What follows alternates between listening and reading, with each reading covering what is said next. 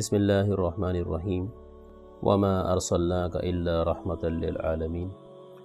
اللہ سبحانہ و تعالی نے جناب نبی کریم صلی اللہ علیہ وسلم کی ذات اقدس کو سارے کے سارے عالموں کے لیے رحمت بنا کے بھیجا۔ جناب نبی کریم صلی اللہ علیہ وسلم کا انتظار یہود و نصارہ بھی ایک زمانے سے کر رہے تھے۔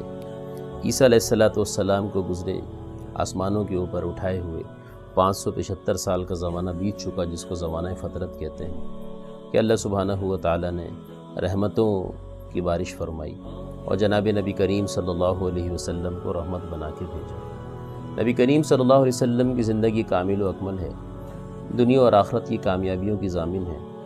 بس ضرورت اس امر کی ہے کہ مسلمان رسول پاک علیہ السلام کی زندگی، آپ کی محنت، آپ کی سنتوں کی طرف آ جائیں۔ نبی علیہ السلام کا ذکر اللہ سبحانہ و تعالی نے تورات و انجیل میں بھی کیا، صحف ابراہیم و صحف موسیٰ کے اندر بھی فرمایا۔ یہی وجہ ہے کہ یہود بھی رسول پاک علیہ السلام کا اقرار کیا کرتے تھے۔ ایک موقع پہ جناب نبی کریم صلی اللہ علیہ وسلم کے ایک امتی، جن کو بایزید بستامی رحمۃ اللہ علیہ کہتے ہیں، یہودیوں کی محفل کے اندر حاضر ہوئے اور حضرت وہاں تشریف فرما جب ہوئے تو یہودی عالم جو بیان کر رہا تھا اس کی زبان بند ہو گئی۔ لوگوں نے پوچھا کہ حضرت آپ بیان نہیں کرتے؟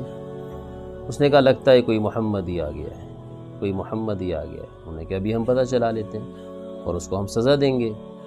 اس نے کہا نہیں، سزا نہیں، بلکہ ہم اس سے کچھ سوالات کریں گے، اگر اس نے صحیح جواب دیے تو چھوڑ دیں گے، ورنہ اس کو ہم سزا دیں گے۔ اب اس نے پوچھا بھائی کون ہے محمدی؟ تو بایزید بستامی رحمۃ اللہ علیہ، جن کو اپنے محمدی ہونے پہ فخر تھا، وہ کھڑے ہو گئے اور حضرت نے فرمایا کہ ہاں میں محمدی ہوں، بتاؤ کیا کہنا ہے۔ اس نے کہا کہ تم نے ہماری محفل خراب کی ہے، ہم تم سے اس کے بدلے میں کچھ سوالات کریں گے اور تم کو جوابات دینے ہوں گے، اگر جوابات نہیں دیے تو پھر ہم تم کو سزا دیں گے۔ انہوں نے کہا ٹھیک ہے، پوچھو جو پوچھنا ہے، لیکن یاد رکھو آخر میں بھی ایک سوال کروں گا اور تمہیں اس کا جواب دینا ہوگا۔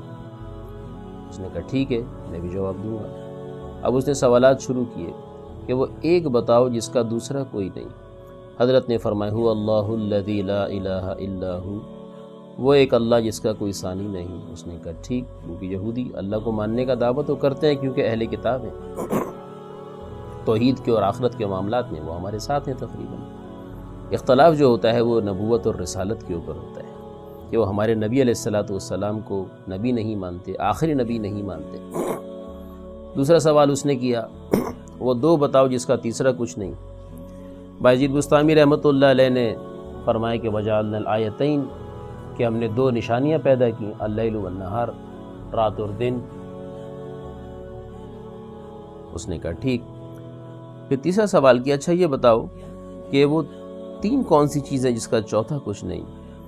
بایزید بستامی رحمۃ اللہ علیہ نے فرمایا کہ اللہ پاک نے اپنے عرش کے اوپر تین چیزیں رکھی ہیں، لوح، قلم اور کرسی، چوتھی کوئی چیز نہیں۔ اس نے کہا وہ چار بتاؤ جس کا پانچواں کچھ نہیں۔ حضرت نے فرمایا اللہ پاک نے چار کتابیں نازل فرمائی، تورات، زبور، انجیل، قرآن کریم، پانچویں کوئی کتاب نہیں ہے۔ صحیفے تو ہیں لیکن کتاب نہیں ہے، صحیفہ کہتے ہیں سپارے کو۔ انہوں نے کہا اچھا وہ پانچ بتاؤ جس کا چھٹا کچھ نہیں۔ حضرت نے فرمایا اللہ پاک نے ہم مسلمانوں پہ 5 نمازیں فرض کی، فجر، ظہر، عصر، مغرب اور عشاء۔ چھٹی نماز فرض کوئی نہیں ہے، واجب، سنت، نفل تو ہیں، فرض نہیں۔ اس نے کہا ٹھیک۔ اچھا وہ 6 بتاؤ جس کا 7واں کچھ نہیں۔ حضرت نے فرمایا اللہ پاک نے پوری کائنات فی 6 ایام، 6 دن کے اندر بنائی، 7واں دن نہ لگا۔ اس نے کہا ٹھیک۔ انہوں نے کہا اچھا وہ 7 بتاؤ جس کا 8واں کچھ نہیں۔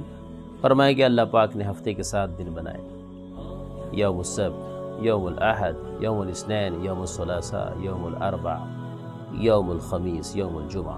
یہ 7 دن اللہ پاک نے بنائے، 8واں کوئی دن نہیں۔ اس نے کہا ٹھیک۔ انہوں نے کہا اچھا وہ 8 بتاؤ جس کا 9واں کچھ نہیں۔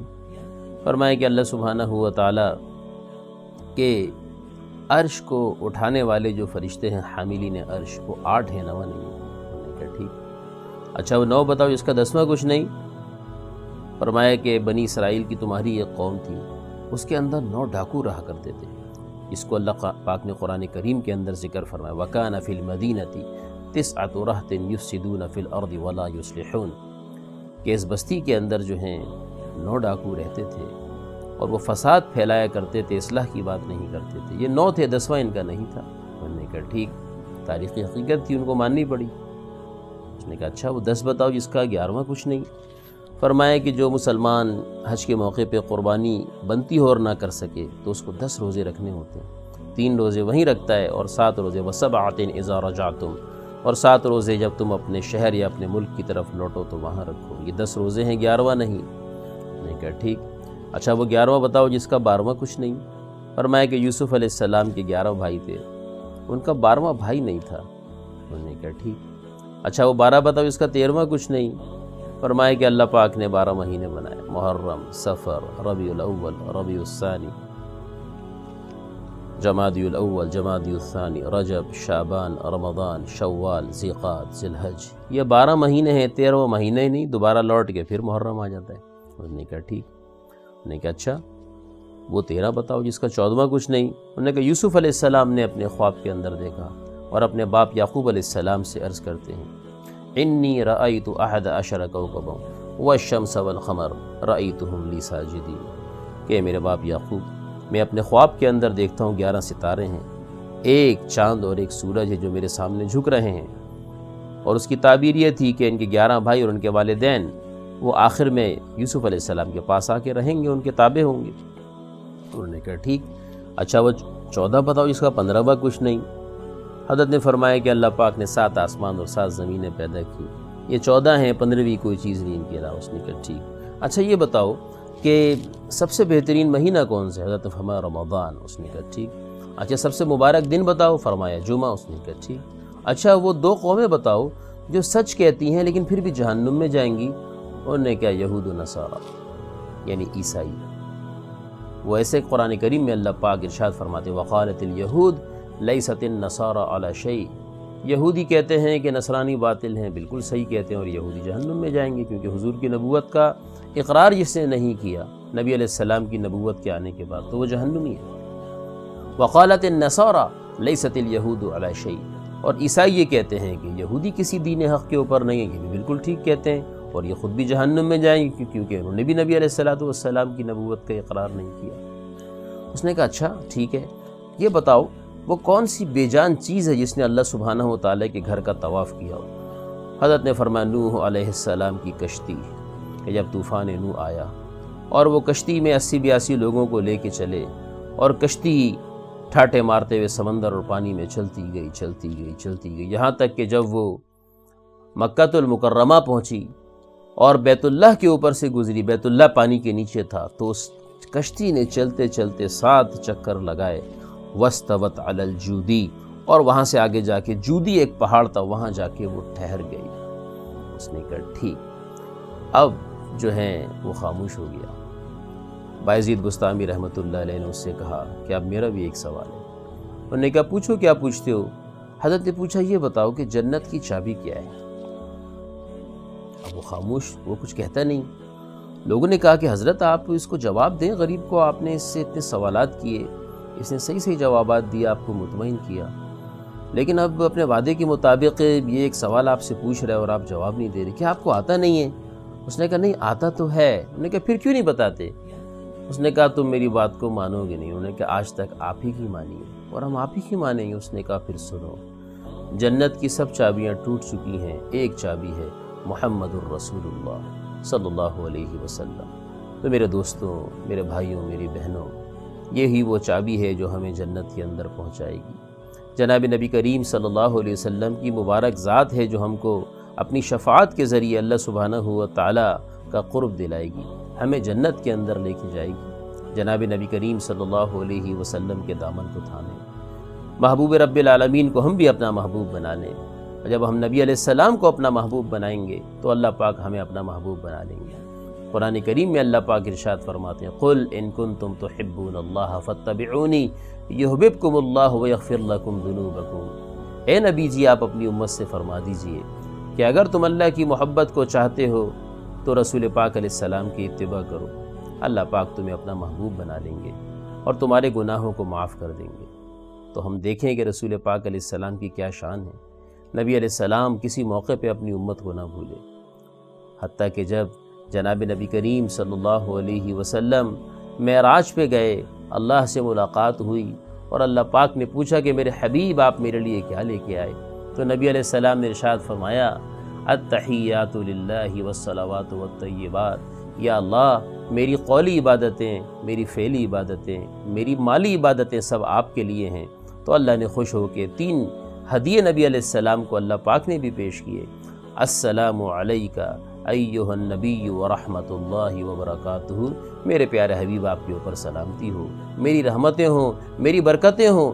اللہ رسول کی بات چل رہی ہے اور 7 آسمانوں سے اوپر چل رہی ہے، سدرۃ المنتہا سے آگے چل رہی ہے، اور نور کے 70,000 پردے بھی ختم ہو چکے، اور نبی علیہ السلام وہاں سے گزر کے اللہ پاک سے سب سے قرب کی ملاقات کر رہے ہیں۔ ایسے موقع پہ اللہ کے نبی اپنی امت کو نہ بھولے، اور آپ علیہ السلام نے اپنی امت کو بھی اس مبارک گھڑی میں شریک کر لیا، اور اللہ سبحانہ و تعالیٰ سے عرض کیا السلام علینا وعلی عباد اللہ الصالحین، یا اللہ ہم پہ تو سلامتی ہو، لیکن ساتھ ساتھ میری امت کے نیک لوگوں کے اوپر بھی یہ سلامتی ہو جائے۔ تو اللہ کے نبی علیہ السلام تو انتہائی قرب کی اس ملاقات میں، اللہ سے ملاقات میں ہم کو نہ بھولے، لیکن آج امت کا کیا حال ہے؟ ہر مسلمان اپنے گریبان میں منہ ڈال کے اور جھانک کے دیکھے کہ آیا کہ ہم رسول پاک علیہ السلام کو اپنی زندگی میں، اپنی خوشیوں میں یاد رکھتے ہیں، اپنی غمیوں میں یاد رکھتے ہیں، اپنی شادیوں کے اندر یاد رکھتے ہیں، اپنی تجارت اور اپنے معاملات کے اندر یاد رکھتے ہیں۔ اللہ سبحانہ و تعالی ہمیں جناب نبی کریم صلی اللہ علیہ وسلم کی سچی محبت عطا فرمائے۔ یہ ربیع الاول کا مہینہ یہ رسول پاک علیہ السلام کی یاد دلاتا ہے، یہ آپ علیہ السلام کی سنتوں کی یاد دلاتا ہے، اور ہمیں اس طرف متوجہ کرتا ہے کہ مسلمانوں اپنے حبیب علیہ السلام سے سچی محبت کرو۔ نقش قدم نبی کے ہیں جنت کے راستے، اللہ سے ملاتے ہیں سنت کے راستے۔ اللہ پاک ہمیں رسول پاک علیہ السلام کی کامل اتباع نصیب فرمائے کہ ہم سر کے بال سے پاؤں کے ناخن تک رسول پاک علیہ السلام کی محبت میں ڈوب جائیں، نبی علیہ السلام کے سچے غلام بن جائیں، ہمارے مرد ہماری عورتیں نبی علیہ السلام کی اتباع کریں، اور ہمیں فخر ہونا چاہیے نبی کریم صلی اللہ علیہ وسلم کی زندگی پہ۔ ہمیں کسی طرح بھی کمپلیکس کا شکار ہونے کی ضرورت نہیں ہے، کس قسم کی احساس کمتری۔ سب سے عظیم نبی ہمارے، سب سے عظیم کتاب ہماری، سب سے عظیم دین ہمارا، سب سے جدید اور سب سے عظیم جو ہیں اللہ سبحانہ و تعالیٰ نے ہم کو جو ہے دین عطا فرمایا، کتاب عطا فرمائی، کس چیز کی احساس کمتری؟ اللہ پاک ہمیں اپنے دین پہ، اپنے رسول پاک علیہ السلام پہ، ان کی سنتوں پہ فخر نصیب فرمائے، اور اس فخر کو پوری دنیا کے اندر عام کرنے کی توفیق عطا فرمائے۔ وآخر دعوانا ان الحمد للہ رب العالمین۔